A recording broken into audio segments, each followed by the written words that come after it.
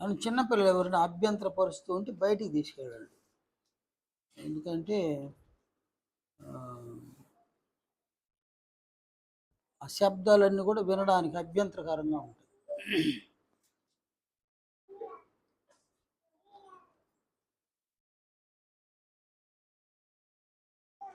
మన అంతిమ లక్ష్యం మన ప్రభువైన క్రీస్తు యొక్క మహిమను పొందడమే. ఇది మన అంతిమ లక్ష్యం అన్నమాట.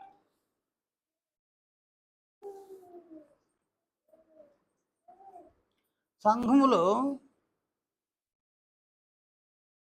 నీవు క్రీస్తు యొక్క బోధను, అపోస్తలుల యొక్క బోధను అనుసరిస్తున్నావో లేదు,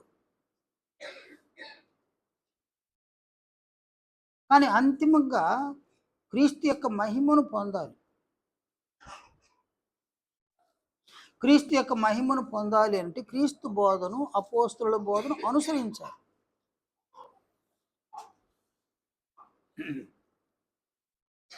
సంఘములో క్రీస్తు బోధను, అపోస్తలుల బోధను ఎవరు అనుసరిస్తారో వారు క్రీస్తు యొక్క మహిమలోనికి రూపాంతరం చెందుతారు.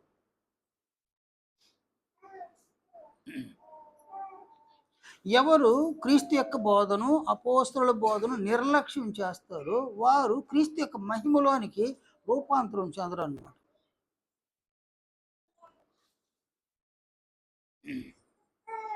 కానీ తండ్రి అయిన దేవుడు మనలను సంఘంలోనికి పిలవడానికి గల కారణము క్రీస్తు యొక్క మహిమను మనం పొందుటకు ఆయన మనల్ని పిలిచినాడు.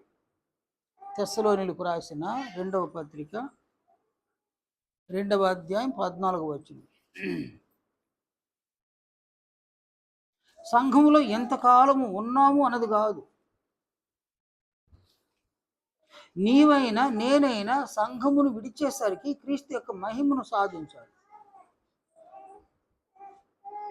దేవుడు సంఘములో మనకిచ్చిన ఆయు పరిమాణం పూర్తయ్యేసరికి క్రీస్తు యొక్క రూపాన్ని మనం సాధించాలి.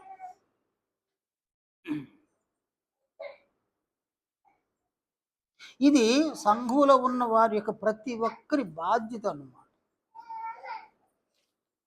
నీవు నిర్లక్ష్యం చేస్తే వాళ్ళు నిన్ను నిర్లక్ష్యం చేస్తారు, నన్ను నిర్లక్ష్యం చేస్తారు. నీవు నిర్లక్ష్యం చేసేటప్పుడు నీకేం తెలియదు, నాకేం తెలియదు, కానీ వారు నిర్లక్ష్యం చేసేటప్పుడు ఆ నిర్లక్ష్యాన్ని, వారి యొక్క నిర్లక్ష్యాన్ని మనం భరించలేమన్నమాట.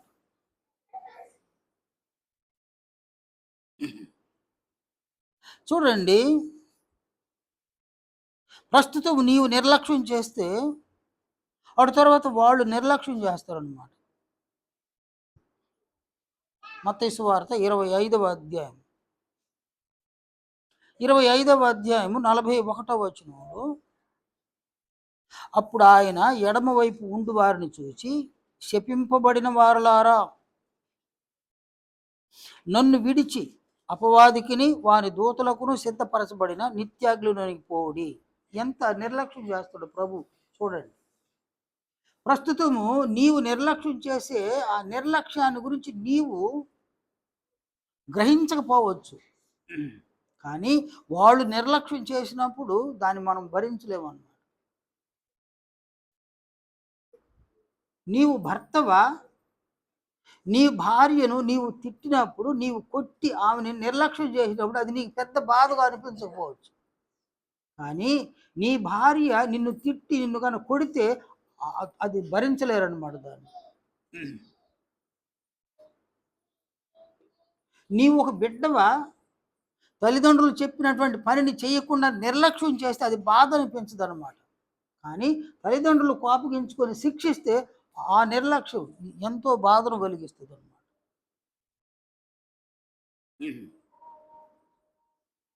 నీవు ఒక విద్యార్థివా, విద్యను అభ్యసించే ఆ సంవత్సరం దినముల్లో నీవు నిర్లక్ష్యం చేస్తే రిజల్ట్ వస్తుంది, అది నిర్లక్ష్యం చేస్తుంది, రిజల్ట్ నేను ఆ బాధను భరించలేరు అన్నమాట. తాము అనుకున్న విధంగా రిజల్ట్ రాకుండా పోతే ఎంతోమంది విద్యార్థులు సూసైడ్ చేసుకొని చచ్చిపోతారు అన్నమాట.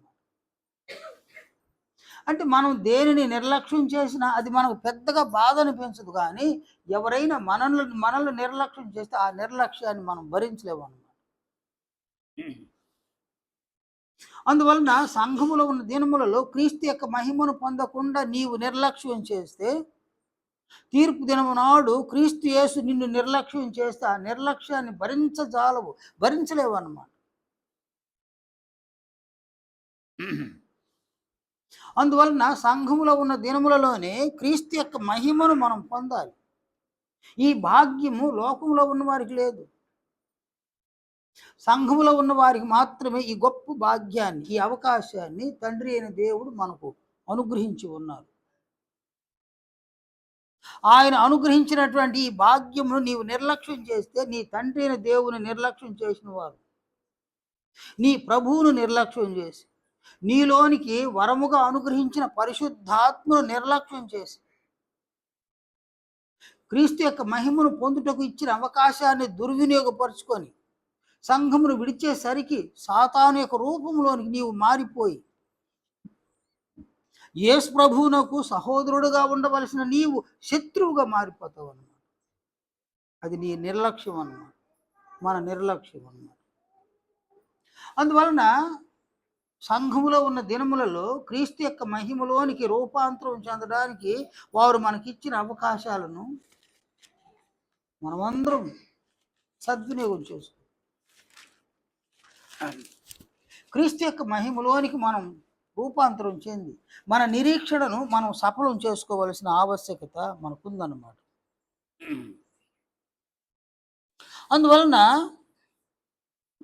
ఈయనంటాడు హెబ్రీ 10వ అధ్యాయము 22వ వచనంలో, మనస్సాక్షికి కల్మషము తోచుకుంటున్నట్లు, అంటే నీ మనస్సాక్షికి కల్మషము తోచుకుంటున్నట్లు నీవైనా నేనైనా సంఘంలో జీవితాన్ని జీవించాలన్నమాట.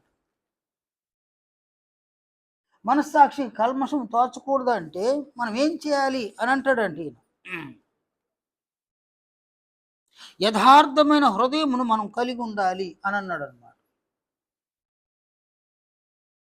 నీవు యథార్థమైన హృదయమును కలిగి ఉంటే నీ మనస్సాక్షి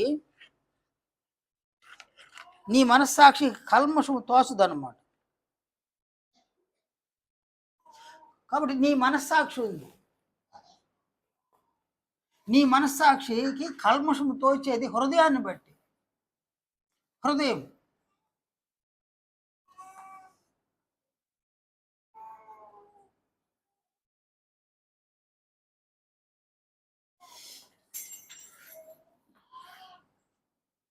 కనుక నీ హృదయము ఎలా ఉన్నదో నీవు పరిశీలన చేసి తెలుసుకోవలసి ఉందన్నమాట. నీ హృదయం ఎలా ఉన్నది?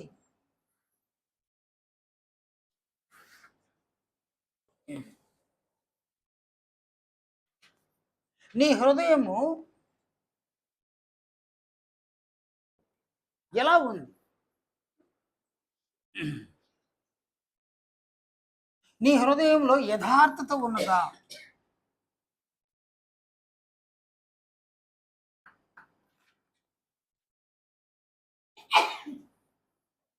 నీ హృదయం యథార్థతను కలిగి ఉన్నదా?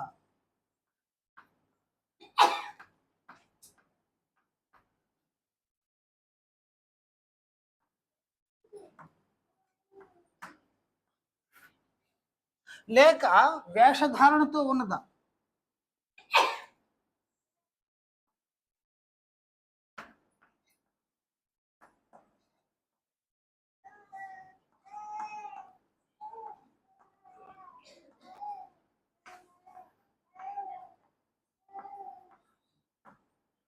నీ హృదయము ఎలా ఉంది?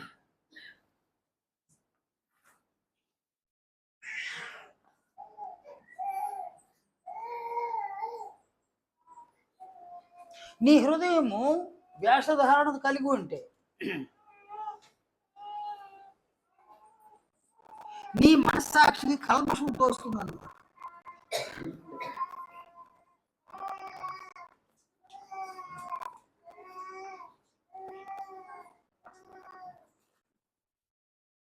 ఆయన బయట తీసుకెళ్ళిపోండి. ఆయన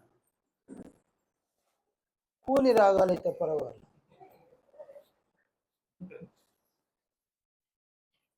నీ మనస్సాక్షికి కల్మషం.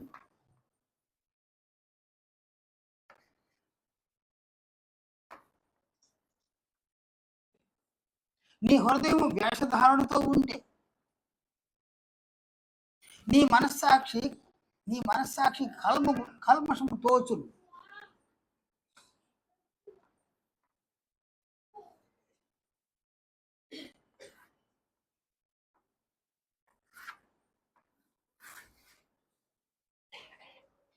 మనలో ప్రతి ఒక్కరికి మనస్సాక్షి ఉందన్నమాట.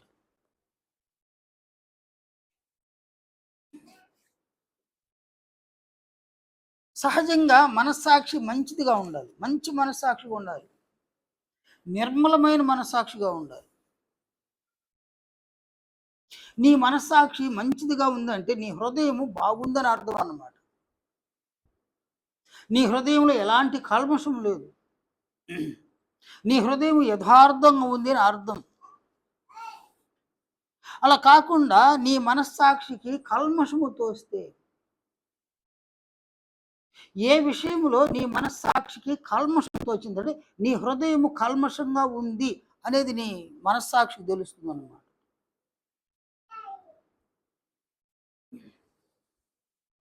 నీ హృదయము బాగుందా, బాగుంటే మంచి మనస్సాక్షి కలిగి ఉంటుంది.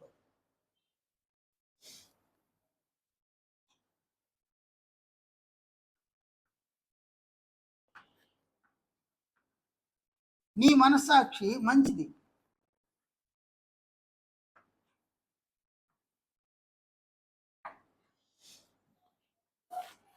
నీవు మంచి మనస్సాక్షిని కలిగి ఉన్నావా, లేక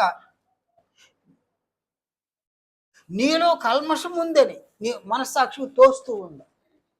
ఎలా ఉంది నీ మనస్సాక్షి? నీ హృదయము కల్మషముతో నిండి ఉంది అని నీ మనస్సాక్షి కనిపిస్తూ ఉందా, లేక నీ మనస్సాక్షి మంచిగా ఉందా, నీ హృదయం బాగుంది అని నీ మనస్సాక్షి సాక్ష్యం ఇస్తూ ఉందా?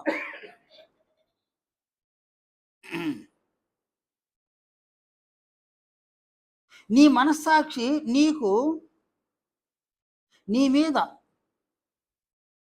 నీ మనస్సాక్షికే ఒక మంచి అభిప్రాయం ఉందంటే ఆ మంచి అభిప్రాయం నీవు చేసే క్రియలను బట్టి, నీవు మాట్లాడే మాటలను బట్టి నీ మనస్సాక్షి నీ మీద ఒక మంచి అభిప్రాయం కలిగి ఉంటుంది, నీ హృదయం మీద ఒక మంచి అభిప్రాయం కలిగి ఉంటుంది.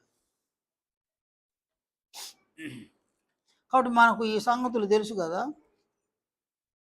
మత్తయి సువార్త 12వ అధ్యాయంలో యేసు ప్రభు అన్నారు, ఇలా అన్నారన్నమాట.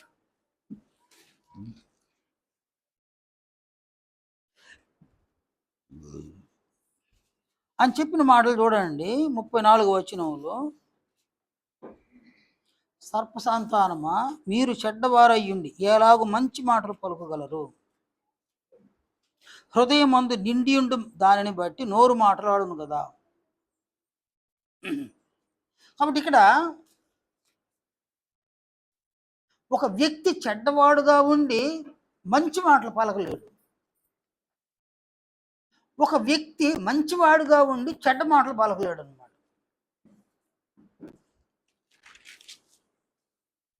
కనుక హృదయం యొక్క స్థితి ఎలా ఉన్నది అనేది ప్రభువు చెప్పినటువంటి ఈ మాటలను బట్టి మనం చూడొచ్చు అన్నమాట. మత్తయి సువార్త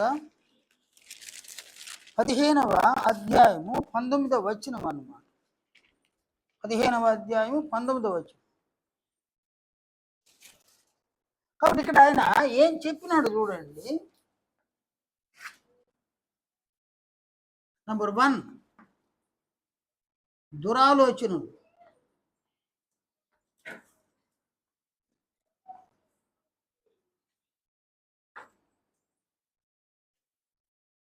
అలాగే నంబర్ 2, నరహత్యలు, నరహత్య.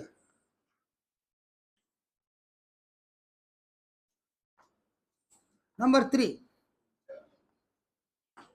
వ్యభిచారములు.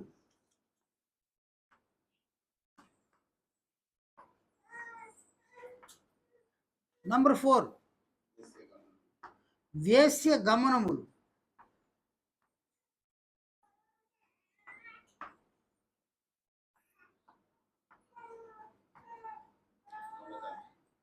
నంబర్ 5 దొంగతనములు.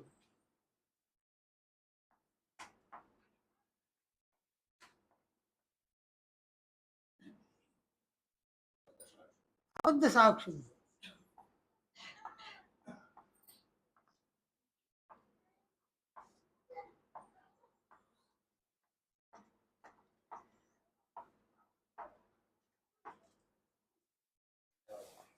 దేవదూషణులు.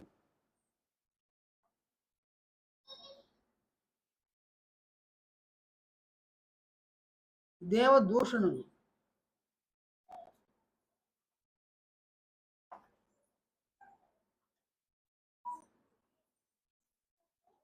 ఇవన్నీ కూడా హృదయంలో నుండి వచ్చును అనేది ప్రభువు సెలవిచ్చిన మాట అన్నమాట. ఏమాత్రం ఇక్కడ ఉండవలసిన లేవు, దైవ స్వభావాలు నీ హృదయంలో లేవు.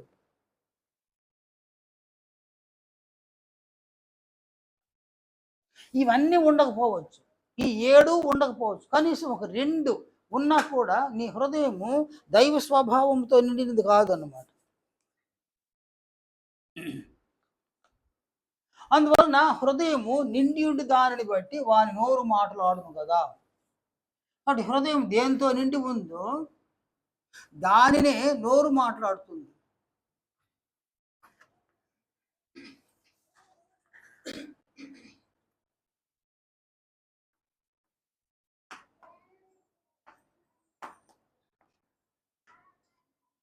దానినే అవయవాలు క్రియలుగా చేస్తాయి.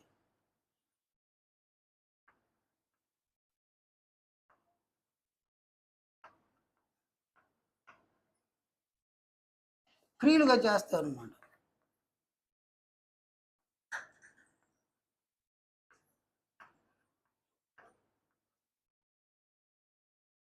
అందువల్ల ప్రభు అంటాడు, సర్పసంతానమా మీరు చెడ్డవారయ్యండి ఎలాగో మంచి మాటలు పలుకగలరు అని అన్నాడు అన్నమాట. ఒక వ్యక్తి చెడ్డవాడుగా ఉండి మంచి మాటలు పలుకలేడు. ఒక వ్యక్తి మంచివాడిగా ఉండి చెడ్డ మాటలు పలకలేడు. ఒక వ్యక్తి చెడ్డవాడుగా ఉండి మంచి క్రియలు చేయలేడు. ఒక వ్యక్తి చెడ్డవాడుగా మంచివాడుగా ఉండి చెడ్డ క్రియలు చేయలేడు.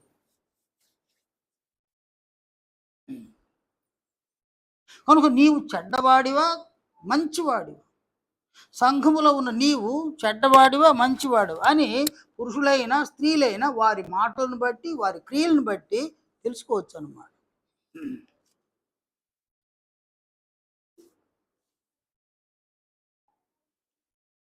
కనుక నీవు నీ హృదయంలో నింపుకునే దానిని బట్టి నీ నాలుక మాట్లాడుతుంది, నీ శరీరంలోని అవయవాలు క్రియలుగా చేస్తుంది.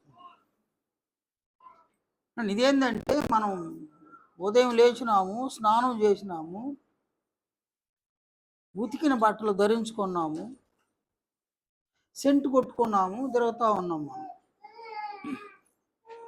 కానీ పైకి సెంటు కొట్టుకొని తిరిగి లోపల కంపు అన్నమాట. బయటేమో సెంటు, లోపల పెంట అన్నమాట. ప్రతి మనిషిని మీరు చూడండి, ఏ మనిషినైనా చూడండి, వాళ్ళ మాటలు వాళ్ళ క్రియలు, నోరు తెరిచి మాట్లాడినారు అంటే వారి నోటి నిండా చెప్పించటి పగయు ఉన్నవి అని అంటాడు రోమపత్రిక. తమ పెదవుల క్రింద సర్ప విషం ఉన్నది అని అంటాడు అన్నమాట. శరీర అవయవాలు కీడు చేయుటకు త్వరపడి పరిగెత్తు పాదములు. ఏ అవయవాన్ని చూసినా కీడు చేసే అవయవాలు. ఏ అవయవాన్ని చూసినా ఆ అవయవాలలో ఈ స్వభావాలకు సంబంధించినటువంటి క్రియలు కనబడతాయి అన్నమాట. ఎందుకంటే హృదయము వీటితో నింపబడింది అనమాట. ఒక వ్యక్తి హృదయాన్ని అలా నింపుకుంటాడు, పురుషులైన స్త్రీలైన. ఏమాత్రము ఇక్కడ ప్రేమ లేదు. సంఘంలో ఉన్నారు, ఏమాత్రం ప్రేమల సత్క్రియలు లేవన్నమాట. అంతా వేషధారణ. వేషధారణ అంటే ఏదైనా యథార్థత లేకపోవడం అనమాట. వేషధారణ. వేషధారణ అనగా చూడండి, యోహాను రాసిన మొదటి పత్రిక 3వ అధ్యాయంలో ఆయన ఇలా సెలవు ఇచ్చినాడు. 3వ అధ్యాయం 18వ వచనంలో యోహాను సెలవు ఇచ్చిన ఈ మాటలు చూడండి. చిన్నపిల్లలారా, మాటతోనూ నాలుగుతోనూ కాక క్రియతోనూ సత్యంతోనూ ప్రేమించము.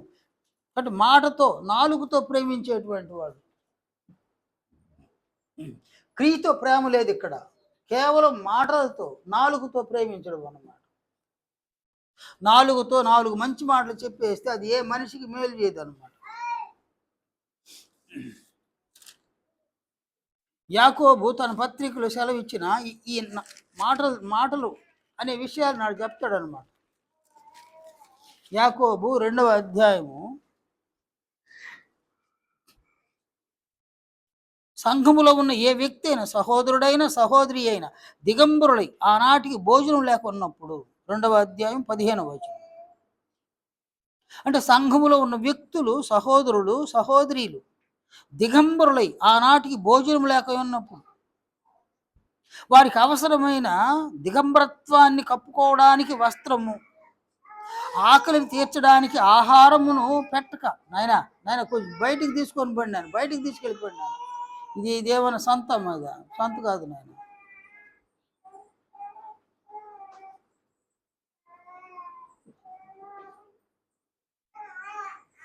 ఎవరి దగ్గర పిల్లల దగ్గర ఇచ్చి పంపించము లేదండి.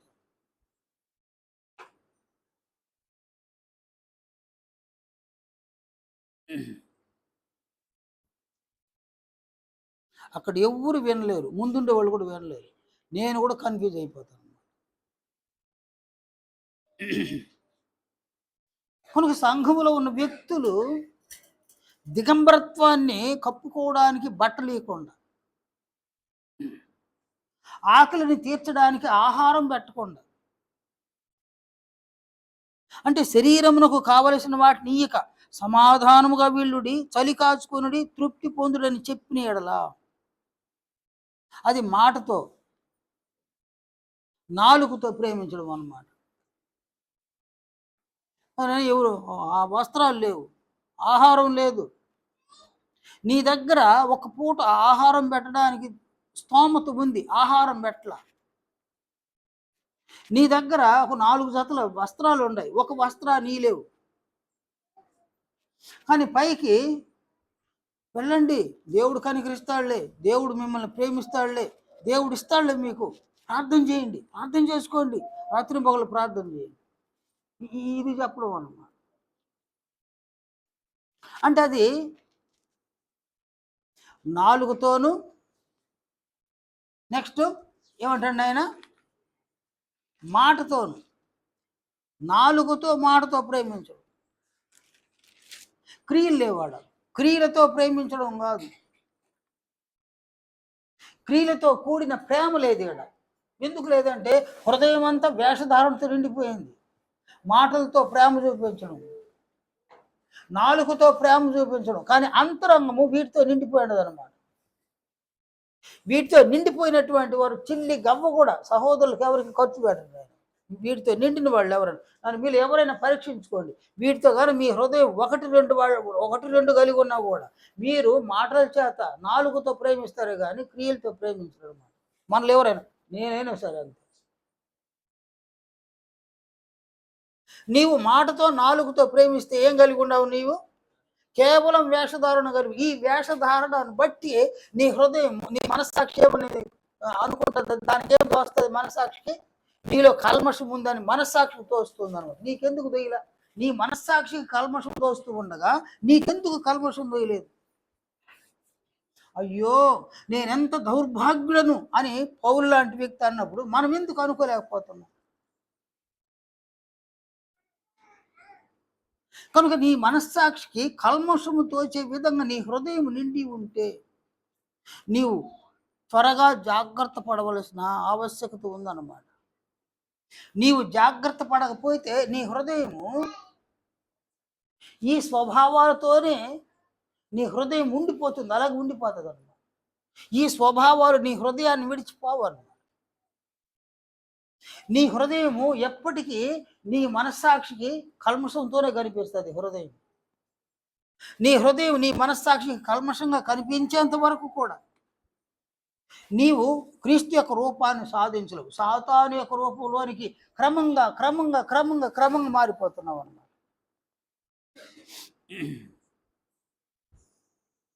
అందువలన నీ మనస్సాక్షికి నీ హృదయం పట్ల అది ఏమని, నీ హృదయం ఎలా ఉందని నీ మనస్సాక్షి తోస్తూ ఉందో ఒక్కసారి నీవైనా నేనైనా చింతించాలన్నమాట. అంతేకాదు, మన మనస్సాక్షి ఉంది కదా, మన హృదయం ఉంది కదా, హృదయం సహితము మన మీద దోషారోపణ చేసే పరిస్థితి ఉందన్నమాట. ప్రారంభంలో హృదయం దోషారోపణ చేస్తుందన్నమాట. యోహాను రాసిన మొదటి పత్రిక 3వ అధ్యాయం 19వ వచనం నుండి 21వ వచనం వరకు. ఇందువలన మనము సత్య సంబంధులమని ఎరుగుదుము, దేవుడు మన హృదయము కంటే అధికుడై సమస్తమును ఎరిగి ఉన్నాడు గనుక మన హృదయము ఏ ఏ విషయములలో మన యందు దోషారోపణ చేయును ఆయా విషయములలో ఆయన ఎదుట మన హృదయములను సమ్మతిపరచుకుందాము. కాబట్టి ఏ ఏ విషయములలో హృదయం కూడా దోషారోపణ చేస్తుంది. హృదయం దోషారోపణ చేస్తుంది. నీ హృదయము దోషారోపణ చేయదు.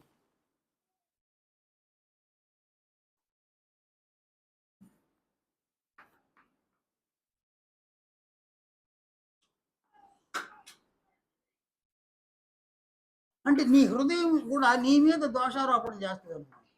నీ హృదయం ఇలా ఉందని దోషారోపణ చేస్తుంది.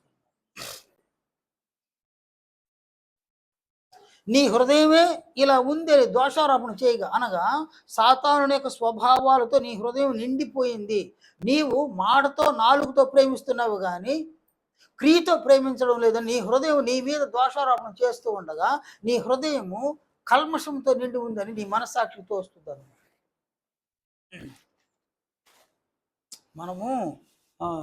మనం ఏం చేస్తున్నాం అంటే అన్నీ మూసిపెట్టేసి బాగున్న వారంగా అగుపడడానికి ప్రయాసపడుతున్నాం అన్నమాట. కొంతమందిని చూడండి, మా కళత్తూరులో విల్సన్ అని ఒక ఆయన ఉన్నాడు అనమాట. ఆయనకి షుగర్ నాయన, ఆయనకి షుగర్ ఏమి ఉన్న జబ్బుని చెప్పుకోవడం నామోషి ఏముంది నాయన, ఉన్న జబ్బుని చెప్పుకోలేదు అనమాట. ఆయన ఎవరైనా ఈయనకి షుగర్ ఉందంటే చాలు, నాకు ఆడుందిరా షుగర్ అని అంటాడు. ఇది అతనితో ఉన్న వ్యక్తులు ఏం చేసినారంటే ఆయన ఆట పట్టించడానికి ఓ టీ స్టాల్ దగ్గరికి వెళ్ళినప్పుడు అక్కడ ఆయనకి మా మా మా మామగారికి షుగర్ అండి, చక్కెర లేకుండా టీ ఇండి అని అంటారు అన్నమాట. ఈయనేమంటాడు, నాకు షుగర్ అంటారే, ఫుల్గా చక్కెర అంటాడు అన్నమాట. అది తింటాడు, తాగేస్తాడు. ఎక్కడైనా ఒక వివాహానికి వెళ్తారు కదా, భోజన పంక్తిని కూర్చున్నప్పుడు వడ్డించేటువంటి వారు మొదటే స్వీట్ పెడతారనమాట. స్వీటు అరటి పండ్లు పెడతారు. అక్కడ కూడా చెప్తారు, మా మామయ్యకి షుగర్ అండి, స్వీట్ పెట్టబాకండి, అరటి పండు పెట్టబాకండి. పెట్టు, నాకేం షుగర్ లేదు, వాళ్ళు ఊరికే చెప్తారని అంటాడు. ఆయన ఇట్లా ఆయన ఆట పట్టించి ఆయన దగ్గర స్వీట్లు తినేసి, నామోషి ఆయనకి స్వీట్లు తినేసి, పండ్లు తినేసి, టీలు తాగేసి షుగరు తలకెక్కిందనమాట. ఒక రాత్రి పడుకున్నాడు, ఉదయాన్ని చనిపోయాడు. అంత నామోషం అనమాట. నాకెక్కడుంది.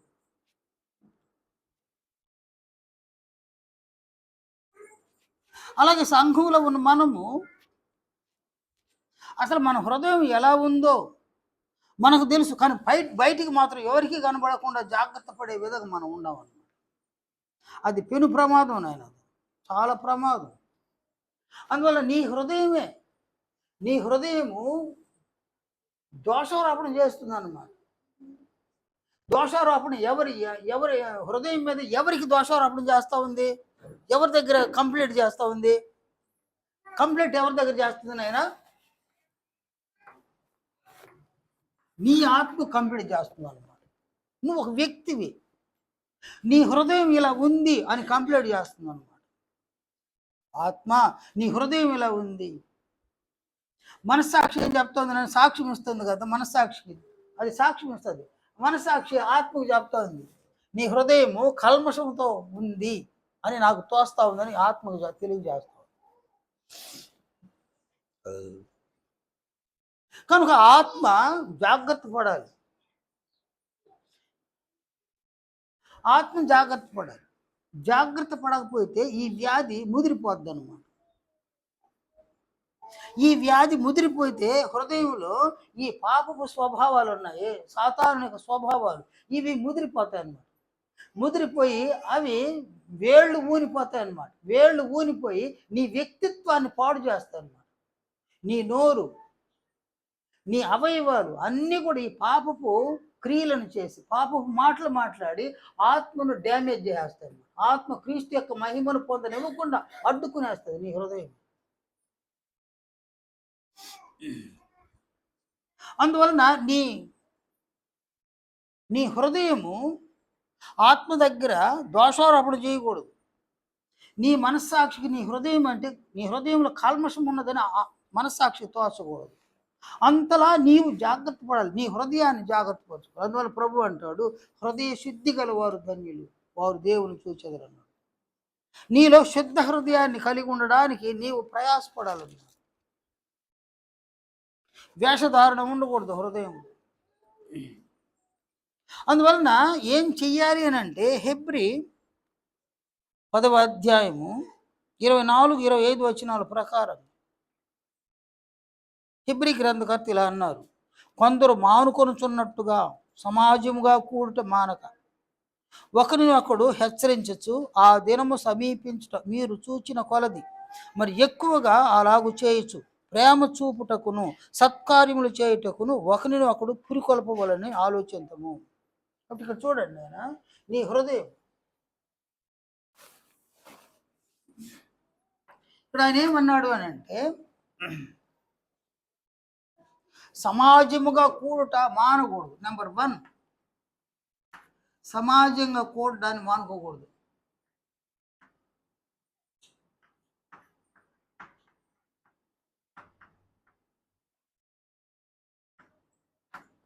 సమాజంగా కూడుట మానక.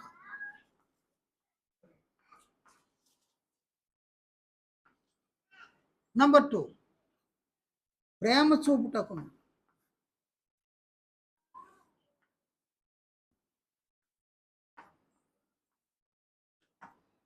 అలాగే సత్కార్యములు చేయటం.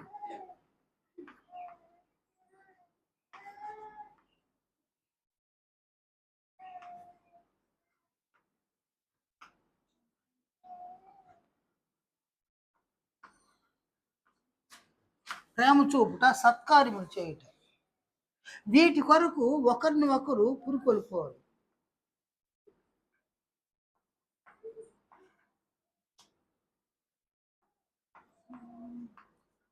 పురికొల్పుకోవాలన్నమాట.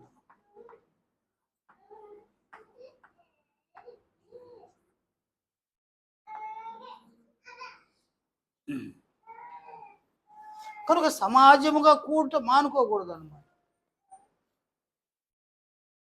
నీవు ఏ పరిస్థితిలో ఉన్నా ఆదివారం ఆబ్సెంట్ కాకూడదు.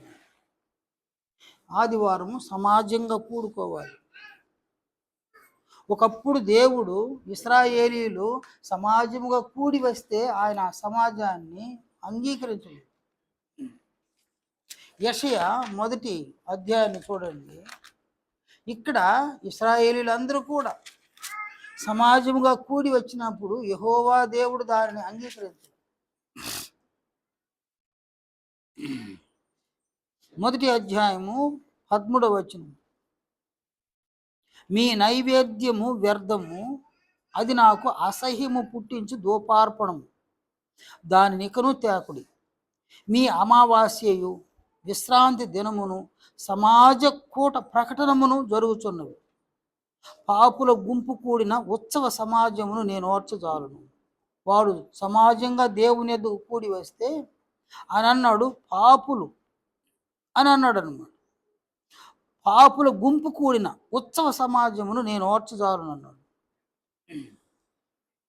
ఆనాడు దేవుడు యూదులు సమాజముగా దేవుని సముఖంలోనికి చేరి వస్తే వారిని గురించి ఆయన చెప్పిన మాట, పాపుల గుంపు కూడిన ఉత్సవ సమాజము నేను ఓర్చజాలను. పాపులు గుంపుగా కూడిన ఉత్సవ సమాజము నేను ఓర్చజాలను అని అన్నాడు. కానీ నేడు మనల్ని ఆయన సంఘంలో అంగీకరిస్తున్నాడు. సమాజముగా మనం ప్రభు దినము నాడు వచ్చినప్పుడు మనల్ని ఆయన అంగీకరిస్తున్నాడు. అందువలన సమాజంగా వాళ్ళు కూడుకొని వచ్చినప్పుడు పాపుల గుంపు అన్నాడు ఆయన. కానీ నేడు మనల్ని అలా చెప్పడం, ఎందుకంటే తన కుమారుని యొక్క శరీరంలో మనం అవయవాలను, తన కుమారుడు పరిశుద్ధుడు, అందువలన దేవుడు మనల్ని పరిశుద్ధులుగా చూస్తున్నాడు. కనుక సమాజముగా ప్రభు దినమునందు సంఘముగా మనం కూడి రావాలన్నమాట. ఈ కూడి వచ్చే కార్యక్రమంలో సమాజంగా కూడుకోవడాన్ని మానుకోకూడదు అనమాట. నెంబర్ 1, సమాజంగా కూడుకోవడాన్ని మానుకోకూడదు.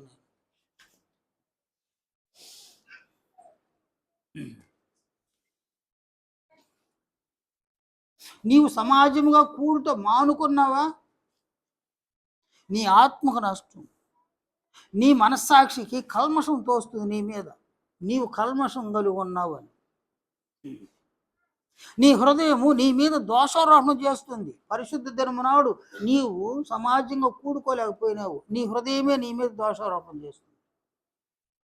అంతేకాదు, నీ హృదయము ప్రభు దినమునందు సమాజంగా కూడుకోకుండా లోకంలో తిరుగులాడుతూ ఉంటే నీ ఆత్మకు నష్టం.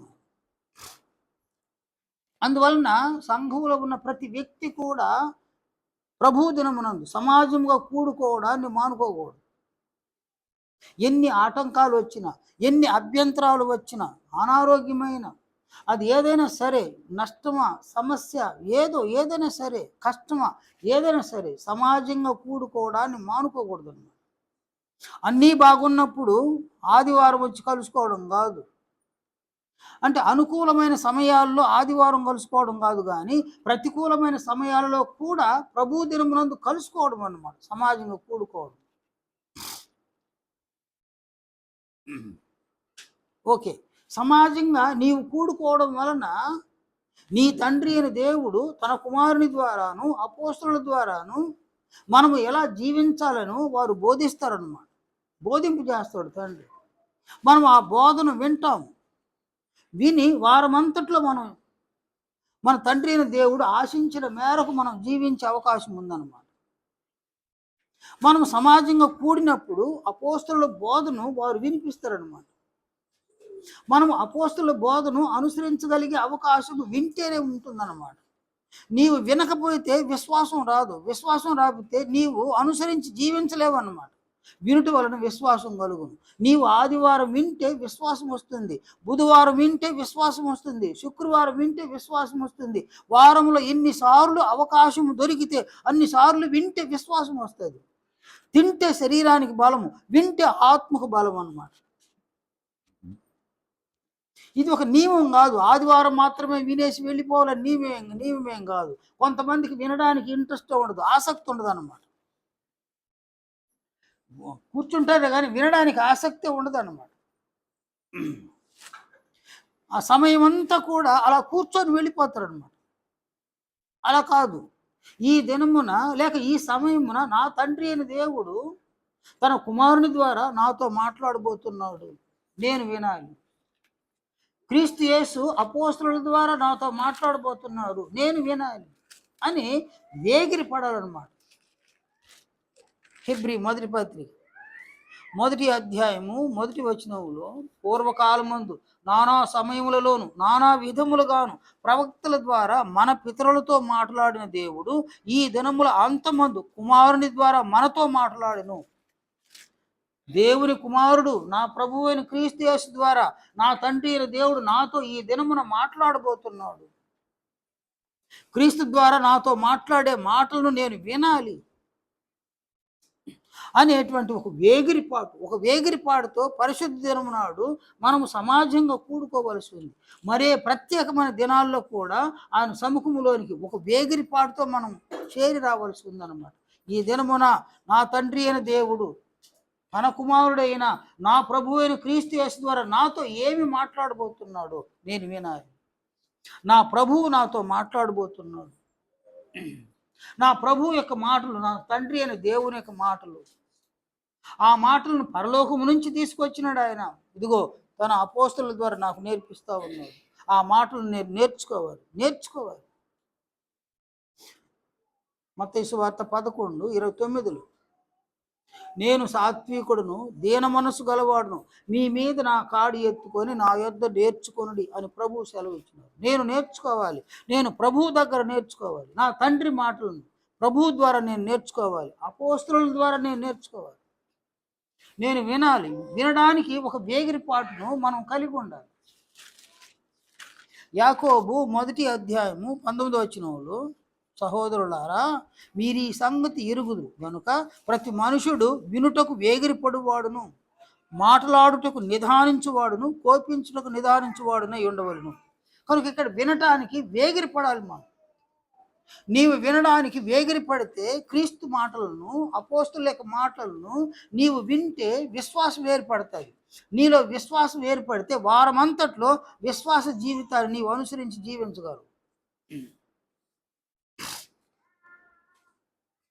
అందువలన సమాజంగా కూడడాన్ని మానుకోకూడదు అన్నమాట. సమాజంగా కూడడాన్ని మనం మానుకోకూడదు.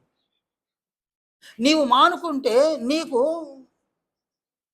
నీవు మానుకున్న దినాన నీవేదో పోగొట్టుకున్నావు అన్నమాట.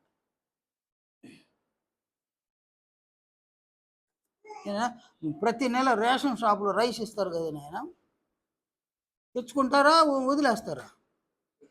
ఎవరైనా వదిలేసేవాళ్ళు ఉన్నారు నాయన? ఎవరైనా వదిలేసేవాళ్ళు? లక్షాధికారులు కూడా ఆ బియ్యాన్ని వదలడం లేదు నేను. లక్షాధికారులు కూడా వదలడం. వదిలేస్తే ఒక నెల కోటాని పోగొట్టుకున్నాం. అది మళ్ళీ రాదు, మనకు రాదు.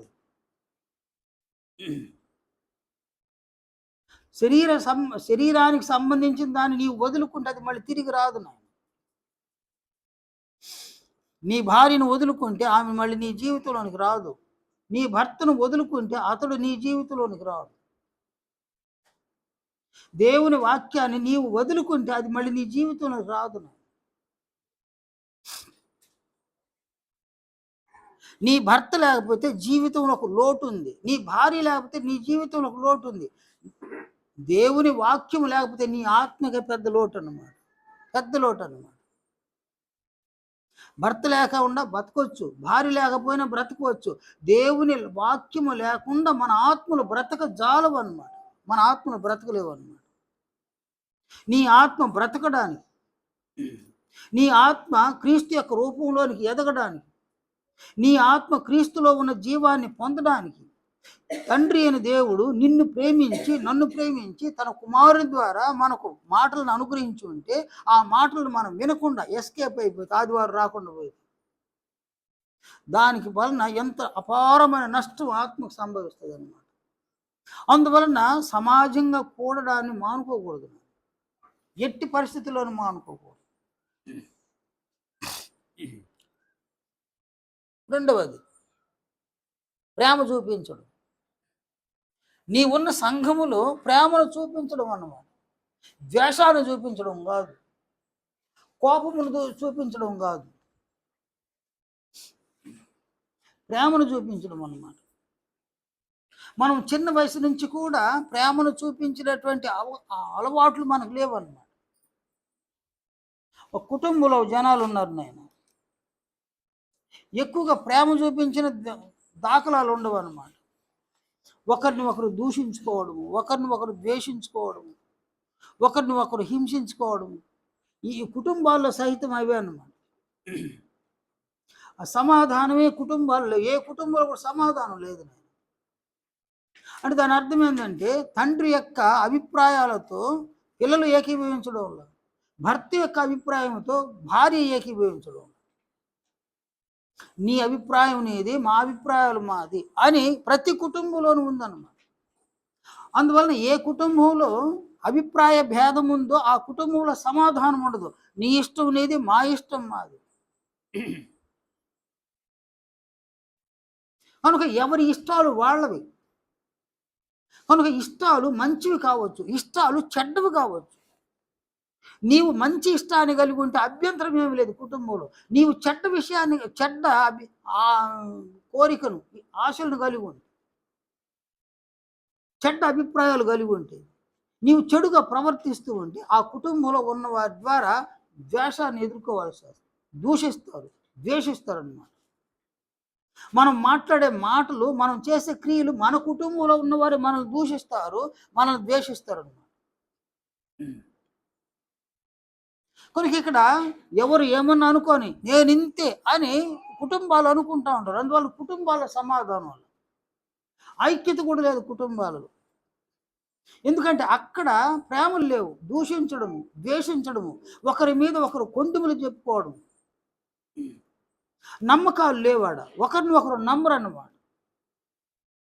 ఓ భార్యను భర్త నమ్ముడు, భర్తను భార్య నమ్మదు, తల్లిదండ్రులు పిల్లలు నమ్మరు, పిల్లలను తల్లిదండ్రులు నమ్మరు, అసలు ఎవరిని నమ్మరు, ఎవరి జాగ్రత్తలో వాళ్ళు ఉంటారు. నేను భర్త వైపు భార్య చూస్తుంది, ఆ చూపులోనే ఆయన నమ్మడం లేదని అర్థమవుతుంది. భార్య వైపు భర్త చూస్తాడు, ఆ చూపులోనే ఆమెను నమ్మడం లేదని అర్థమవుతుంది అనమాట. అంటే ఒకరినొకరు నమ్మరు. అందువలన ఎవరి అభిప్రాయాలు వాళ్ళవి, ఎవరి ఇష్టాలు వాళ్ళవి. అభిప్రాయాలు మంచివి కావచ్చు, చెడ్డవి కావచ్చు. మంచి అభిప్రాయం అయితే కుటుంబంలో ఉన్నవారు సంతోషిస్తారు. చెడ్డ అభిప్రాయాలతో నడుచుకుంటూ ఉంటే కుటుంబంలో ఉన్నవారు అందరూ దూషిస్తారు, ద్వేషిస్తారు. అందువలన ఐక్యత లేదు, సమాధానం లేదు, ఏమీ లేదు ఆ కుటుంబంలో. ఏమి లేదు. నేను అంగట్లో అన్నీ ఉన్నాయి, అల్లుడి నోట్లో శని ఉంది అన్నట్టుగా ఆ ఇంట్లో తినడానికి ధరించుకోవడానికి సమృద్ధిగా ఉన్నా కూడా సమాధానం లేకుండా పోతే ఏమి లేనట్టు అనమాట. ఏమి లేని ఇంట్లో, సమృద్ధిగా లేని ఇంట్లో సమాధానం ఉంటే అన్నీ ఉన్నట్టు అనమాట. కనుక ఇక్కడ కుటుంబాల్లో ప్రేమలు కనిపించడం, మచ్చుకైన ప్రేమలు కనిపించడం, ఎవరి ఇష్టం వారిదన్నమాట, ఎవరి ఇష్టం వారిది. ఇష్టాలు అవి మంచివో చెడ్డవో నా ఇష్టం, మంచిదైనా నా ఇష్టం, చెడ్డదైనా నా ఇష్టం. నా చెడ్డ ఇష్టాన్ని అనుసరించగా కుటుంబంలో ఉన్న వారికి అవమానం అవగా ఆ కుటుంబంలో ఉన్న వ్యక్తులు దూషిస్తారు, ద్వేషిస్తారు అన్నమాట. ప్రేమలు లేవు, ప్రేమలు కుటుంబాలలో అంతరించిపోతూ ఉన్నాయి. కానీ ఇక్కడ సంఘంలో ప్రేమ చూపించడం అన్నమాట. ఈ ప్రేమను సంఘంలో చూపించాలి. నీవు ఏ సంఘములో ఉన్నావో ఆ సంఘములో నీవు ప్రేమను చూపిస్తే నీవు సజీవమైన ఒక అవయవంగా ఉంటావు. క్రీస్తు శరీరంలో సజీవమైన అవయవంగా ఉంటావు. నీవు దేవుడు నీకు సామర్థ్యం అనుగ్రహించి కూడా ప్రేమను చూపించలేదు అనంటే నీవు ఒక నిర్జీవమైన అవయవంగా ఉంటావు. పని చెయ్యని అవయవము శరీరంలో కేవలం నిష్ప్రయోజనం అన్నమాట. నీవు పని చేస్తే అవయవము సజీవము, పని చెయ్యని అవయవము కేవలం నిష్ప్రయోజనం అన్నమాట. కనుక సంఘంలో నీవు పనిచేసే అవయవంగా ఉన్నావా లేక నిష్ప్రయోజనమైన అవయవంగా ఉన్నావా? పనిచేసే అవయవం అంటే ప్రేమను చూపించేటువంటి. ఇక్కడ ప్రేమ నీ సామర్థ్యం, దేవుడు నీకు అనుగ్రహించిన సామర్థ్యం.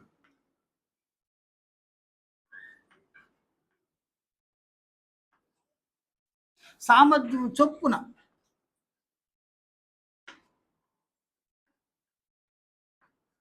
ప్రేమను చూపించాలి.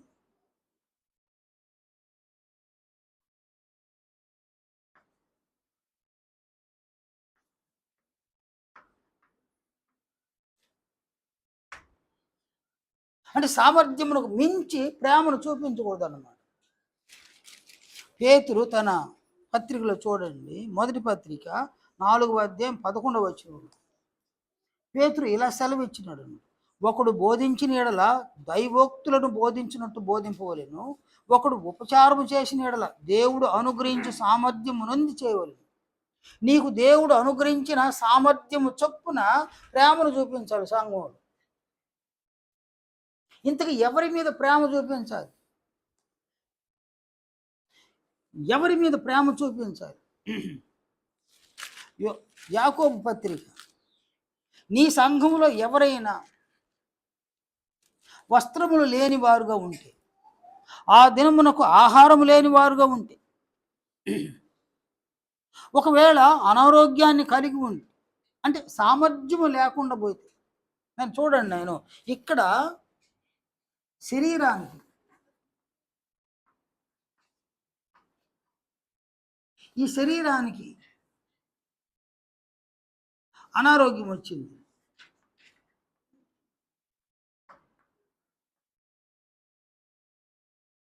ఈ శరీరానికి ఆకలి వేసింది.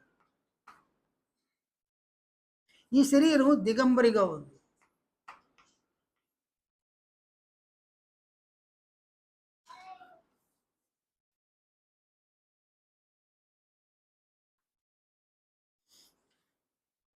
అంటే శరీరానికి ఉన్న న్యాయమైన అవసరాలు ఇవన్నమాట.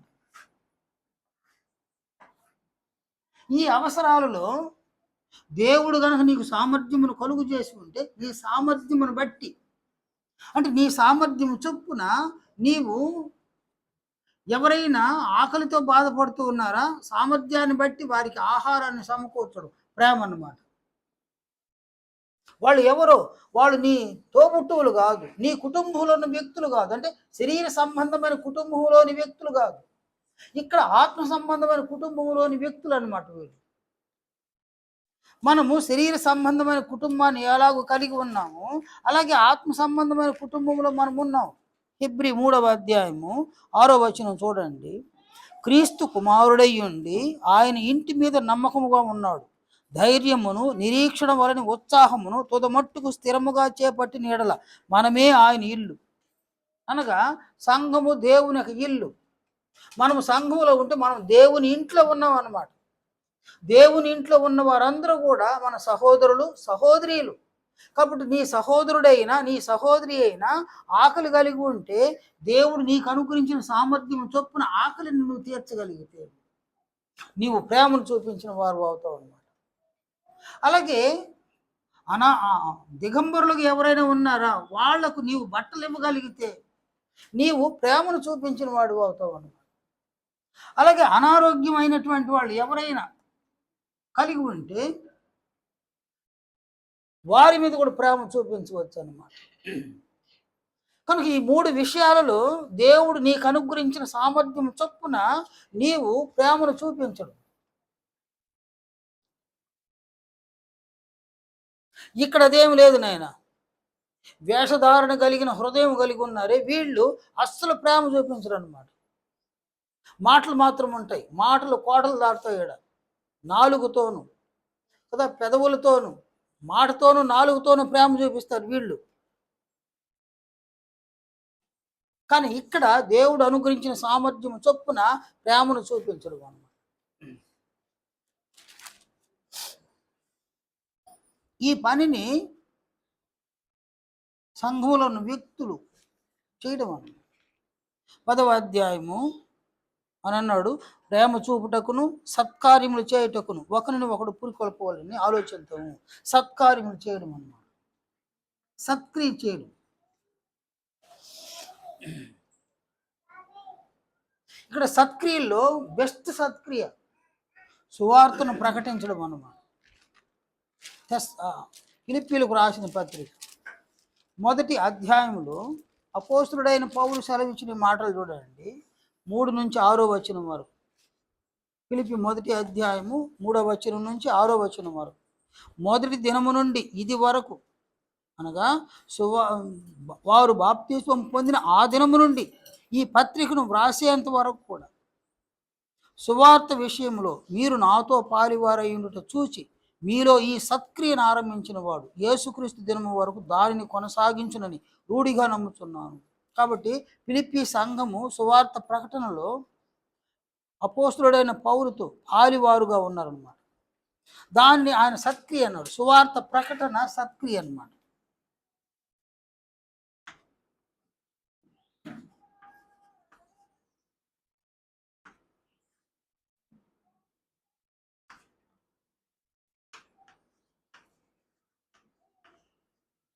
సువార్తను ప్రకటించడం. ఇక్కడ ప్రేమ చూపించడం అనగా ఇక్కడ బాప్తిస్మములో రక్షణ పొందినటువంటి దేవుని పిల్లలు వేరు, సంఘములో ఉన్న వ్యక్తులు అన్నమాట. ఆల్రెడీ వారి ఆత్మలు బ్రతికినాయి. వీళ్ళు ఎవరంటే బ్రతికిన ఆత్మలు అన్నమాట.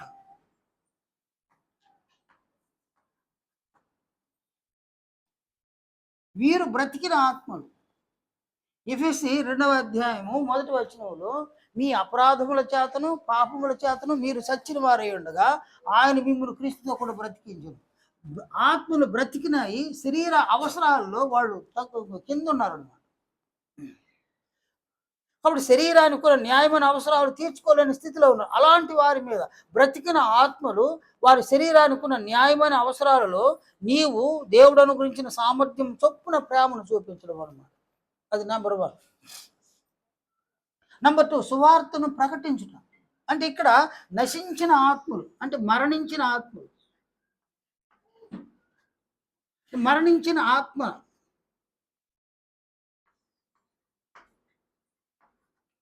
మరణించిన ఆత్మల రక్షణ కొరకు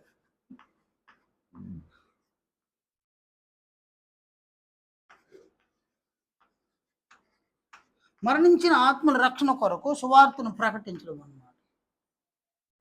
అంటే బ్రతికిన ఆత్మలు వారి శరీరాలకున్న న్యాయమైన అవసరాలను తీర్చడం, ప్రేమించడం అయితే, లోకంలో మరణించిన ఆత్మలు, నశించిపోయిన ఆత్మలు, మీ అపరాధముల చేతను పాపముల చేతను మరణించినటువంటి ఆత్మ.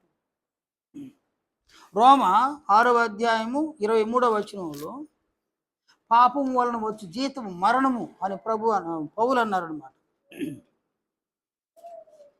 అందువలన లోకంలో పాపము చేసి ఎవరి ఆత్మలు చనిపోయినాయో ఆ చనిపోయిన ఆత్మ రక్షణార్థము సువార్తను ప్రకటించడం, సంఘంలోని వ్యక్తులు సత్కార్యం చేయడం అన్నమాట. అంటే ఈ కార్యక్రమాలకు, ఈ 3 కార్యక్రమాల కొరకు సమాజముగా కూడుట మానక, ప్రేమ చూపుట మానక, సత్కార్యం చేయటం మానక, వీటి కొరకు సంఘంలో ఉన్నవారు ఒకరిని ఒకరు పురికొల్పుకోవాలన్నమాట. పురికొల్పుకోవాలి ఒకరిని.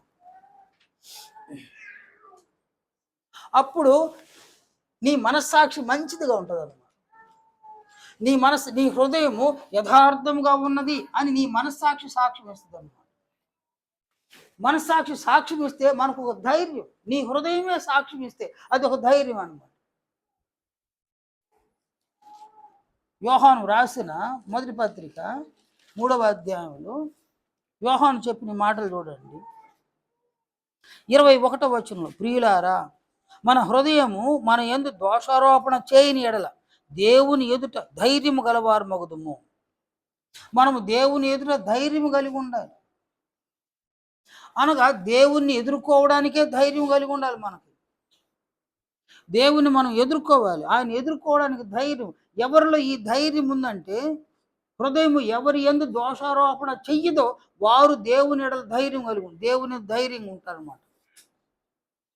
దేవుని ఎదుట ధైర్యం కలిగి ఉంటారన్నమాట.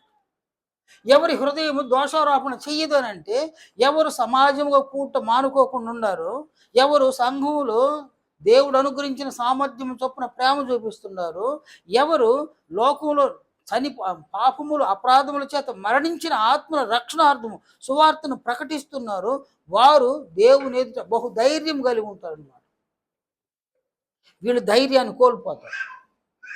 అంటే ఈ వైపున వేషధారణ, హృదయంలో వేషధారణ కలిగి ఉంటే వీళ్ళు పూర్తిగా ధైర్యాన్ని కోల్పోతారు. ఎందుకంటే మరణించేంత వరకు కూడా ఇవి వీరిని విడిచిపెట్టవు అన్నమాట.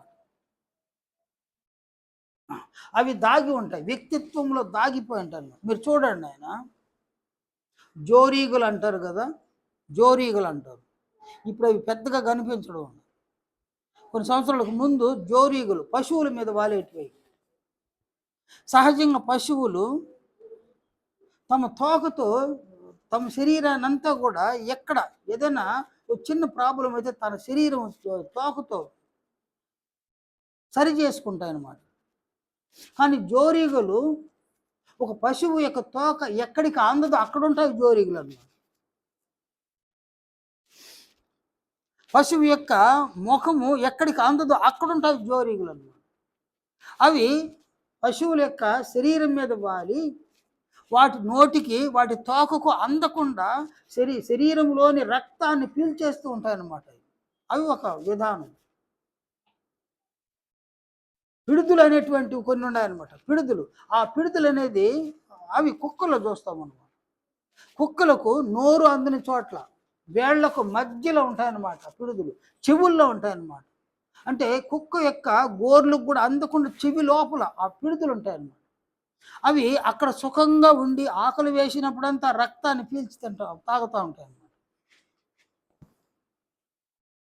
అలాగున ఈ స్వభావాలన్నీ కూడా ఒక పిడుదలలాగా జోరీగల్లాగా వ్యక్తిత్వంలో నీకు చొరబడిపోయి అసలు నీ ఊహకు కూడా అందవు అవి. నీవు వాటిని పట్టుకోవాలన్న దొరకవు అన్నమాట. చెవిలో ఉన్న పిడుదు కుక్కకి అందదన్నమాట. అలాగే నీ వ్యక్తిత్వంలో నీకు చొరబడి నీకు అందవై వాటిని విసర్జించాలన్నా, వాటిని మానుకోవాలన్నా, వాటిని చంపివేయాలన్నా నీకు దొరకవు అన్నమాట. నీ వ్యక్తిత్వంలో దాగిపోతాయి అన్నమాట. దాగిపోయి నీ చేత చెడ్డ మాటలు మాట్లాడించి, నీ అవయవాల చేత చెడ్డ క్రియలు చేయించేసి, చెడ్డగా మాట్లాడు, చెడ్డ క్రియలు చేసేడు, పూర్తిగా నీవు సాతాను రూపంలోనికి మారడం అన్నమాట. సాతాను రూపం.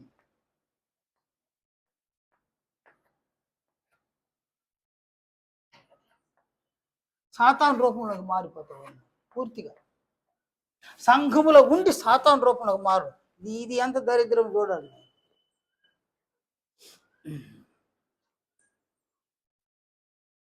ఒక డాక్టర్ కోర్సులో చేరిస్తే వాడేమవుతాడు నాయన? అయితే డాక్టర్ అవుతాడు, లేదంటే డాక్టర్ కాడు వచ్చేస్తాడు. ఒక ఇంజనీరింగ్ కాలేజీలో ఒక విద్యార్థి చేరితే వాడు అయితే ఇంజనీర్ అవుతాడు, లేదంటే వచ్చేస్తాడు, గమ్మున వచ్చేస్తాడు అనమాట. ఒక టీచర్ కోర్సులో చేరిస్తే టీచర్ అవుతారు, లేదంటే గమ్మున వచ్చేస్తారు. కానీ ఇక్కడ అలా కాదు. దేవుని కుమారుని యొక్క రూపాన్ని సాధించడానికి సంఘంలో చేరితే భిన్నంగా సాతాను రూపంలోకి మారిపోవడం అనమాట. ఇది ఎక్కడ లేదు, ఈ విచిత్రం ఎక్కడ లేదు. ఓ టీచర్ అవుతారు, లేదంటే కాకుండా వచ్చేస్తారు. ఇంజనీర్ అవుతారు, కాకుండా వచ్చేస్తారు. అలాగే ఏ వర్క్ అన్నా చూడండి, అయితే అవుతారు, లేదంటే వచ్చేస్తారు, సైలెంట్గా వచ్చేస్తారు. కానీ ఇక్కడ అట్టు కాదు. దేవుని కుమారుని రూపంలోనికి మారడానికి దేవుడు సంఘంలోకి చేరిస్తే ఆ సంఘాన్ని విడిచేసరికి పూర్తిగా సాతాను రూపంలోకి మారిపోవడం. ఎవరిని మోసం చేయడం నాయన? మనం ఎవరిని మోసం చేయలేము అన్నమాట. గలతీ పత్రికలో అపోస్తుడైన పౌలు సెలవిచ్చిన ఈ మాటలు చూడండి. గలతీ చివరి అధ్యాయం పౌలు సెలవిచ్చిన ఈ మాటలు 7వ వచనములు, 6వ అధ్యాయం 7వ వచనములు. మోసపోకుడి, దేవుడు వెక్కిరింపబడడు. మనం వెక్కిరిస్తే ఆయన వెక్కిరింపబడండి. ఆయన పెద్దోళ్ళకి ఎవరికైనా కోపం వచ్చి చెప్తుంటారు, కొండను చూసి కుక్క మురిగితే ఈ కొండకేమి నష్టం అని అంటారు కదా. జీవితకాలం అంతా కొండను చూసి మొరగుతుండదు అనుకో, నాకంటే ఎత్తుకుండావు, నాకంటే బాగుండావు నువ్వు అని ఇది మొరగుతుంది. కొండను మురిగితే దేనికి నష్టం నాయన? దేనికి నష్టం? గంట అరిస్తే కుక్క మళ్ళీ నిల్చుకొని ఉంటుంది, పడిపోతుంది కింద. కొండ వెక్కిరింపబడదు. ఎంతమంది అది పుట్టింది మొదలుకొని ఎంతమంది మనుషులను చూడాలి, ఇటు కుక్కలు ఎన్నిటిని చూసి ఉంటుంది అది. ఇది మురిగితే అలాగే దేవుడు వెక్కిరింపబడడా. నీవు వెక్కిరిస్తే ఆయన వెక్కిరింపబడేవాడు కాదు. నీవు సంఘంలోనికి వచ్చి క్రీస్తు మహిమను పొందడానికి ఆయన పిలిస్తే ఇలాంటి స్వభావాలు నీవు కలిగి ఉంటే ఆయన వెక్కిరించడం అవుతుంది అనమాట. కానీ ఆయన వెక్కిరింపబడు. నీవు చెడిపోతావు, నేను చెడిపోతావు, మనం చెడిపోతాం అన్నమాట. అందువల్ల సంఘులు ఎవరికి వారు బహు జాగ్రత్త కలిగి క్రీస్తు యొక్క మహిమను పొందే అవకాశాన్ని ఆయన మనకిచ్చి ఉండగా ఆ అవకాశాన్ని సంఘంలో మనం సద్వినియోగం చేసుకోవాలి. నీవు దుర్వినియోగం చేసుకున్నావా, నీ దేవునికి నీవు ఒక శత్రువుగా మారిపోతావు అన్నమాట. నీవు సద్వినియోగం చేసుకున్నావా, నీవు ఈ క్రియలను చేయగా ఈ క్రియల యొక్క ఫలితం క్రీస్తు యొక్క ఆత్మను సాధిస్తావు అన్నమాట. క్రీస్తు యొక్క మహిమను సాధిస్తావు.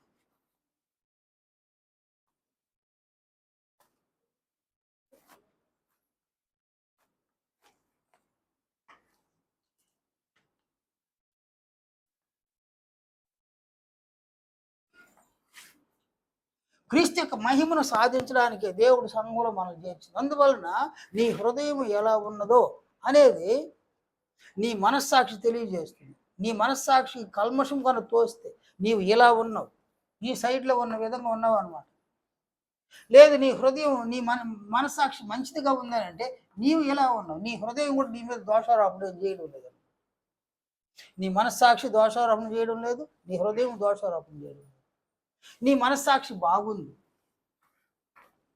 నీవు క్రీస్తు యొక్క మహిమను సంఘ జీవితాన్ని వారు చెప్పిన ఈ 3 సూత్రాలతో జీవించడం వలన క్రీస్తు యొక్క మహిమను సాధిస్తావు. ఇలాంటి గొప్ప అవకాశాన్ని తండ్రి అయిన దేవుడు సంఘంలో మనకి ఇచ్చినాడు. ఇది గొప్ప అవకాశం నాకు. ఈ అవకాశం లోకంలో ఉన్న వాళ్ళకి ఇవ్వాలి ఆయన. లోకంలో ఉన్న మనుషులందరూ మనవలే, మనము వాళ్ళలాగానే ఉన్నాం, వాళ్ళు మనవలే ఉన్నారు. కానీ ఇక్కడ భేదం ఏంటంటే మనము దేవుని కుమారుడైన క్రీస్తు మహిమను పొందడానికి సంఘంలోని పిలువబడి ఉన్నాం. లోకంలో ఉన్నవారు ఎంతటి వారైనా సరే వారిని దేవుడు పిలవలు. వారిని తన కుమారుని యొక్క మహిమను పొందడానికి ఆయన పిలవలేదన్నమాట. మనల్ని పిలిచినాడు ఆయన. కొరింథీ మొదటి పత్రిక 1వ అధ్యాయము 26 నుంచి 29 వచనం వరకు చూడండి. ఆయన సహోదరులారా, మిమ్మును పిలిచిన పిలుపును చూడుడి. మీలో లోకరీతిని జ్ఞానులైనను ఘనులైనను గొప్ప వంశము వారైనను అనేకులు పిలువబడలేదు. కానీ ఎవరిని పిలిచినాడు ఆయన? ఆయన చూడండి, ఏ శరీరియు దేవుని ఎదుట అతిశయింపకున్నట్లు జ్ఞానులను సిగ్గుపరచుటకు లోకములో నుండి వెర్రి వారిని దేవుడు ఏర్పరచుకొని ఉన్నాడు. బలవంతులైన వారిని సిగ్గుపరచుటకు లోకములో బలహీనులైన వారిని దేవుడు ఏర్పరచుకొని ఉన్నాడు. ఎన్నికైన వారిని వ్యర్థము చేయుటకు లోకములో నీచులైన వారిని, తృణీకరింపబడిన వారిని, ఎన్నిక లేని వారిని దేవుడు ఏర్పరచుకొని ఉన్నాడు. ఆయన మనల్ని ఏర్పరచుకున్నాడు. జ్ఞానులను ఏర్పరచుకోవాలి, గొప్ప వంశం వారిని ఏర్పరచుకోవాలి, గనులను కూడా ఆయన ఏర్పరచుకోవాలి. కేవలం మనల్ని, ఎన్నిక లేని వారిని మనల్ని ఏర్పరచుకొని ఆయన తన కుమారుని యొక్క మహిమను పొందే అవకాశాన్ని సంఘంలో ఇచ్చినాడు. కనుక సంఘంలో ఉన్న మనము గొప్పోళ్ళేం కాదు. మన పితరులు సంపాదించిన ఆస్తులేం మనకు లేవు అన్నమాట. అలాగని సంఘంలో ఉన్న వ్యక్తులందరూ పెద్ద పెద్ద పొజిషన్లో లేరు అన్నమాట. ఒక ముఖ్యమంత్రి గాను, ఒక ప్రధానమంత్రి గాను, వీళ్ళు ఎవరైనా ఉన్నారు నాయన? అలా ఎవరు లేరు అన్నమాట. అలా ఎవరు లేరు నాయన. కనీసం ఒక వార్డు మెంబర్లు కూడా కాదు, ఎక్కడికో కాదు, వార్డు మెంబర్లు కూడా కాదు అన్నమాట. కానీ ఏమి కాకపోయినా మనల్ని దేవుడు ఉన్నత స్థాయిలో తన కుమారుని యొక్క మహిమను పొందే స్థాయిలోకి మనల్ని పెట్టినాడు అనమాట. అందువలన దీనిని మనం నిర్లక్ష్యం చేయకూడదు. నీవు నిర్లక్ష్యం చేసినావా గమ్యాన్ని చేరుకోలేవు అన్నమాట. నీవుగా నష్టపోతావు అన్నమాట. శరీరంలో ఉన్నది కొంతకాలమే నాయన. ఆ శరీరంలో ఉన్న కొంతకాలం కూడా 60 ఏళ్ళు దాటిందంటే ఆయాసము, దుఃఖమే ఈ జీవితమే ఆయాసం, దుఃఖం నాయన. అందులోనూ నీవు నీ భార్యను కనుక కోల్పోతే, నీ భార్య కనుక చనిపోతే నీవు అష్టదరిద్రుడు అయిపోతావు అన్నమాట. భార్య లేనివాడు అష్టదరిద్రుడు నాయన. అలాగే నీ భర్త కనుక పోయినాడంటే దరిద్రురాలు అనమాట. అంటే ఏమీ లేదు నాయన. ఎవరుంటారు ఇంకా? ఉండవలసిన వాళ్ళల్లో భర్త భార్యలు ఇద్దరు ఉంటే, భర్త ఉంటే భార్యకు ఒక ధైర్యం, భార్య ఉంటే భర్తకు ఒక ధైర్యం అన్నమాట. వాళ్ళు ఇరువురిలో ఒకరు పోయినారంటే ఇక ఏమి లేదు. కనుక ఆ ఒకరు పోయినారు, మళ్ళీ ఇంకొకరు పోతారు, ఏమి లేదు, అయిపోయింది అక్కడికి పూర్తిగా. కానీ మరణించక ముందే దేవుని కుమారుని యొక్క మహిమలోనికి మనం ఎదగడానికి మనము మన హృదయాన్ని బహు జాగ్రత్తగా పవిత్రంగా మనం ఉంచుకోవాలన్నమాట. నీ హృదయం బాగుందని నీ మనస్సాక్షి సాక్ష్యం ఇవ్వాలి, నీ హృదయం కూడా సాక్ష్యం ఇవ్వాలన్నమాట. అలాగున సంఘములో 2 వర్గాలుగా, ఈ 2 వర్గాలలో క్రీస్తు యొక్క మహిమను పొందేటువంటి వర్గంలో నీ ఉండి అక్కడ ప్రతి ఆదివారం సమాజంగా కూడుకోవడాన్ని మానుకోకుండా దేవుడు అనుగ్రహించిన సామర్థ్యాన్ని బట్టి ప్రేమ చూపిస్తూ మరణించిన ఆత్మల రక్షణార్థం సువార్తను ప్రకటిస్తూ ఇందుకొరకు సంఘంలో ఒకరినొకరు పురికొల్పుకుంటూ జీవితాన్ని జీవిస్తే కదైనా నీవు క్రీస్తు యొక్క మహిమను పొందు. అలా కాకుండా ఎవరికి ఉపయోగపడకుండా ప్రేమ చూపించడం, అంతా దూషించడము, ద్వేషించడము, పైకి మాత్రం నాలుకతో మాటతో క్రియలు ప్రేమను చూపి, నాలుగుతో మాటలతో ప్రేమను చూపించబడాలి. పూర్తిగా వ్యక్తిత్వంలోనికి సాతాను యొక్క రూపాన్ని కలిగి ఉండడం అన్నమాట. వీటినే క్రియలుగా చేయడం, వీటినే మాట్లాడడం, పూర్తిగా సాతాను యొక్క రూపంలోనికి మారిపోవడం. నువ్వు సంఘంలో ఉన్నప్పుడే క్రీస్తు రూపంలోనికి మారే అవకాశం ఉంది, సాతాను యొక్క రూపంలోనికి మారిపోయే అవకాశం ఉంది. నీ ఇష్టం, నా ఇష్టం ఉంది. ఆయన ఎవరిని బలవంతం చేయడు. క్రీస్తు యొక్క మహిమను పొందడానికి అవకాశం ఇచ్చినాడు, కానీ నీవు క్రీస్తు మహిమను ఖచ్చితంగా పొందాలని ఎవరికి చెప్పడం దేవుడు. అలా చెప్తే దేవుడు మనం అందరం కూడా క్రీస్తు యొక్క మహిమను పొందేస్తాం. ఏనైనా ఇప్పుడు ఒక స్కూల్ చూడండి ఆయన, ₹1000 ఫీజు కట్టి బిడ్డలను చేరేస్తూ ఉన్నారు అన్నమాట. ఎల్కేజీ యూకేజీకి ₹1000. ఫస్ట్ క్లాస్కి వచ్చేస్తే 20,000 పైన అనమాట. 20,000 కట్టి బిడ్డను చదివిస్తూ ఉన్నారు. వాళ్ళిచ్చే బుక్సే తీసుకోవాలన్నమాట, వాళ్ళిచ్చే డ్రెస్సులే తీసుకోవాలి, వాళ్ళిచ్చే బ్యాగే తీసుకోవాలి, వాళ్ళిచ్చే షూలే తీసుకోవాలమ్మా. ఆ షూలు బయట ₹50 ఉంటుంది, వాడి దగ్గర 500 అనమాట. కానీ బయట ₹50 షూ అది, వాడి దగ్గర 500. బయట ఆ డ్రెస్ అసలు ఎవడు వేసుకోడు, దాన్ని అస్సలు వేసుకొని ఎక్కడికి పోలేదు, దాన్ని ఇస్తాడనమాట. వాడు స్కూల్కి పోవడానికి అది డ్రెస్ అనమాట, డ్రెస్ కోడ్ అనమాట. ఆ డ్రెస్నే వేసుకొని పోవాలి. బయట దాని వేల అంతా కలిసి ₹150 ఉండదు, వాడు దాన్ని ₹1000 చెప్తాడు, ఇచ్చి పిల్లలకు తీసిస్తారన్నమాట. ఇవన్నీ చేస్తారు బిడ్డలకి. ఇవన్నీ చేసిన తర్వాత ఎందుకు ఇవన్నీ చేస్తున్నారంటే బిడ్డలు చదువుకోవడానికి కదా. ఆ బిడ్డలు చదువుకోకపోతే దానివల్ల తల్లిదండ్రులకు ప్రయోజనం ఏముంది? ప్రయోజనం ఏమి లేదు కదా. కనుక ఒక స్కూల్లో మా డ్రెస్సులన్నీ కొనుక్కున్నారు, మేము ఇచ్చిన పుస్తకాలు కొనుక్కున్నారు, మాకు ఫీజులన్నీ చెల్లించేసినారు అని వాళ్ళు పాస్ చేయరు అనమాట. అలాగని వాళ్ళు పాస్ చేయరు, వాళ్ళు స్ట్రిక్ట్గానే మార్కులు వేస్తారు, ఫెయిల్ అయిపోతే ఇంటికి తరిమేస్తారు. కాబట్టి ఇక్కడ దానికంటే ఎక్కువ సంఘంలో అవకాశాలు ఇస్తున్నాడు ఆయన, అవకాశాలు ఇచ్చినాడు. అవకాశాన్ని సద్వినియోగం చేసుకుంటే క్రీస్తు మహిమను పొందుతాం, దుర్వినియోగం చేసుకుంటే సాతాను రూపంలోకి మారిపోతాం. ఏదేమైనా నీ మనస్సాక్షికి నీ హృదయం మీద కల్మషం దోస్తే, నీ హృదయం బాగా వేషధారణతో నిండిపోయింది, లేక నీ హృదయం యథార్థత కలిగి ఉంటే నీ మనస్సాక్షి మంచిది, నీ హృదయం కూడా దోషారోపణ చేస్తుంది, నువ్వు బాగున్నావని దోషారోపణ చేస్తుంది. అలాంటప్పుడు నీ ఆత్మ బాగుంటుంది, నువ్వు క్రీస్తు యొక్క మహిమను సాధించగలవు. ఈ పక్షంలాగా నుండిపోతే సాతాను రూపంలోకి మారిపోతుంది. మనం సంఘంలో ఉన్న మనము క్రీస్తు రూపాన్ని సాధిద్దామా, సాతాను రూపంలోకి మారిపోదాం. ఎవరి ఇష్టం వాళ్ళు. దేవుడు ఎవరిని బలవంతం చేయడం, ప్రైవేట్ స్కూల్ అయినా కానీ వాళ్ళు కూడా ఎవరిని బలవంతం చేయడం. వాళ్ళు చూడండి, ఆయన హోంవర్క్ ఇస్తారు, హోంవర్క్ రాసుకోకుండా వెళ్ళిపోతే మేము 20,000 ఫీజు కట్టినాం కాబట్టి మా బిడ్డను కొట్టబోకంటే కొట్టకుండా ఉండరు, వాళ్ళు శిక్షించేస్తారు. 20,000 డబ్బులు ఇచ్చి బిడ్డలకు దెబ్బలు పడతాయి. కానీ ఇక్కడ దేవుడు ఎవరిని శిక్షించడం. ఆయన కనుక శిక్షిస్తే రోజు మనకు దెబ్బలేను, ఆయన రోజు దెబ్బలే కదా, పొద్దుపోయేసరికి మనకు దెబ్బలే కదా, ఏ ఒక్కరిని వదలడు ఆయన. ఆయన కనుక కొట్టినాడంటే మరుసటి రోజు మరే పాపం చేయమా. ఎందుకు కొట్టడం లేదు ఆయన? ఎందుకు కొట్టడం లేదన్నా, వ్యక్తిత్వాన్ని కొట్టి నిర్మించుకొని అనడం ఆయన. నీకు ఇష్టపూర్వకంగా వ్యక్తిత్వాన్ని నిర్మించుకో, క్రీస్తు రూపాన్ని సాధించు అంటాడు ఆయన. అందులో ఎవరిని శిక్షించడం. ఒకవేళ ఆయన శిక్షణ వేస్తే ఏ నరుడు తప్పించుకోడు, సంఘంలో శిక్షిస్తాడు. హెబ్రీ పత్రికలో 12వ అధ్యాయం హెబ్రీ గ్రంథకర్త సెలవిచ్చినటువంటి మాటలు చూడండి. 7వ వచనంలో, శిక్షాఫలము పొందుటకై మీరు సహించుచున్నారు, దేవుడు కుమారులనుగా మిమ్మల్ని చూచుచున్నాడు, తండ్రి శిక్షింపని కుమారుడెవడు? ఆయన శిక్షిస్తాడు, కుమారులుగా చూస్తున్నాడు కాబట్టి శిక్షిస్తాడు. అందరినీ శిక్షించండి ఆయన. ఎవరు ఒక తండ్రి ఎవరిని శిక్షిస్తాడు ఆయన? ఓ తండ్రి ఎవరిని శిక్షిస్తాడు? 5 మంది బిడ్డలు ఉన్నారనుకోండి, 5 మంది బిడ్డల్లో ఒకడు మాటే వినడు అనమాట, వాడిని ఏం చేయడు, తండ్రి ఏం చెప్పడు, అని పోరా వాడు ఎట్టన పోని అనేస్తాడు. మాటను వినే బిడ్డ ఒకడు ఉంటాడు, వాడిని శిక్షిస్తాడు తండ్రి. ఎందుకంటే వాడు ఎక్కడ తప్పిపోతాడు, వాడు ఎట్ట తప్పిపోయినాడు పోని, వీడెక్కడ తప్పిపోతాడని ఈ బిడ్డను శిక్షిస్తాడు అనమాట. తండ్రి శిక్షించే కుమారుడు ధన్యుడు అనమాట, శిక్షను స్వీకరించే కుమారుడు ధన్యుడు అనమాట. కాబట్టి దేవుడు మనల్ని ఎవరిని శిక్షించడం, ఎవరినైనా శిక్షించినాడట. ఆయన ఎవరిని ప్రేమిస్తున్నాడు వారిని శిక్షించేస్తాడు, ఆయన ఎవరిని ప్రేమించలేదు వారిని శిక్షించి వదిలేస్తాడు, గాలికి వదిలేస్తాడు. వాళ్ళు సంఘులు ఊరికి గాలికి తిరుగుతుంటారు, నాయన గాలికి తిరిగి ఇదో ఇలా మారిపోతారు అనమాట, గాలికి తిరిగి ఇలా మారిపోతారు. ఇలా మారిపోయి పూర్తిగా సాతాను రూపంలోకి చేరిపోతారు. నిన్ను శిక్షిస్తే నీవు ఇలా మారుతావు అన్నమాట. నా తండ్రి శిక్షించినాడు మారుతావు, కానీ ఆయన ఎవరిని అట్ట శిక్షించడం.